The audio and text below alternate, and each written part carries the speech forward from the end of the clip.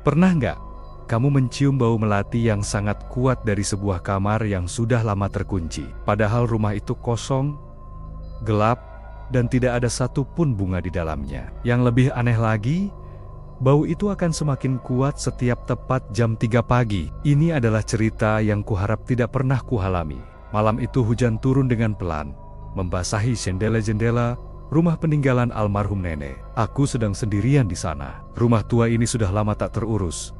Catnya banyak yang mengelupas. Dan ada satu kamar di ujung lorong yang selalu terkunci sejak nenek meninggal dunia. Sebelum ibu pergi meninggalkanku sendirian untuk beberapa hari. Beliau berpesan, jangan pernah buka kamar itu. Apapun yang terjadi, jangan buka. Kalau kamu tercium bau melati, segera keluar dari rumah. Saat itu, aku hanya menertawakan pesan aneh itu. Aku pikir itu hanya takayul orang tua. Sampai jam dinding di ruang tamu menunjukkan pukul 2:57 pagi. Tiba-tiba, bau melati yang sangat tajam dan menyengat memenuhi seluruh ruang tamu. Aku langsung teringat pesan ibu. Awalnya bau itu hanya samar, seperti hembusan angin yang lewat begitu saja. Tapi perlahan tapi pasti, bau itu semakin kuat, menusuk hidung, dan asalnya sangat jelas. Dari arah kamar yang terkunci di ujung lorong itu, aku berdiri dari sofa. Jantungku mulai berdebar kencang, langkah kakiku terasa sangat berat. Saat aku memberanikan diri mendekati lorong yang gelap itu, tiba-tiba, lampu lorong berkedip beberapa kali, lalu mati total. Dalam kegelapan pekat, aku mendengar sebuah suara yang sangat lirih. Bukan suara langkah kaki, tapi seperti suara orang yang sedang bernapas berat. Tepat di balik pintu kamar terkunci itu, aku refleks mundur beberapa langkah. Namun, bau melati yang tadi kucium, kini mulai bercampur dengan aroma aneh lainnya. Ada aroma tanah basah seperti kuburan yang baru digali. Dan sesuatu yang sangat amis.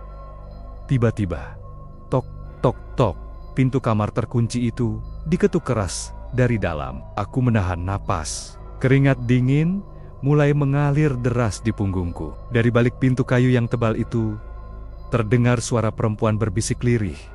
"Bukakan." Aku kedinginan. Suara itu, aku sangat kenal suara itu. Itu adalah suara nenek, padahal nenek sudah dimakamkan 3 bulan yang lalu. Tiba-tiba, kunci kamar yang tergantung di sebuah paku di dinding samping pintu, jatuh sendiri ke lantai. Logamnya bergetar dan berputar perlahan, seolah ada tangan tak terlihat yang memintaku untuk mengambilnya. Bau melati kini menjadi sangat pekat, membuat kepalaku pusing dan mual. Dengan tangan yang gemetar hebat, aku membungkuk, mengambil kunci itu, dan memasukkannya ke lubang pintu yang berkarat.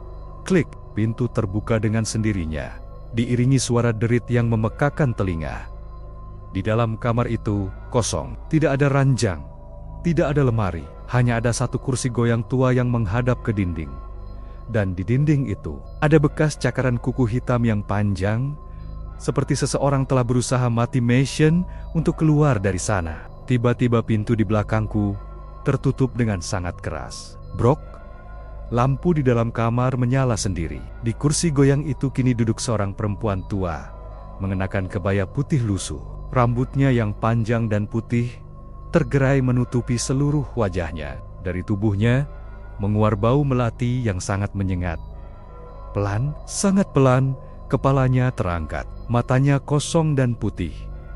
Mulutnya tersenyum sangat lebar, tidak wajar. Dia berbisik dengan suara nenek.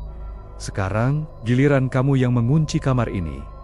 Pagi harinya, tetangga menemukan rumah itu dalam keadaan terbuka, kosong. Tidak ada aku dimanapun. Hanya satu kamar di ujung lorong yang kini terkunci rapat dari dalam. Dan katanya, setiap tepat jam 3 pagi, para tetangga masih sering mencium bau melati yang pekat dari balik pintu itu. Kalau kamu yang ada di posisiku malam itu, berani nggak membuka pintu kamar terkunci itu? Tulis jawabanmu di kolom komentar. Jangan lupa like, bagikan cerita ini, dan subscribe channel ini. Karena cerita horor berikutnya mungkin akan lebih dekat dengan rumahmu sendiri.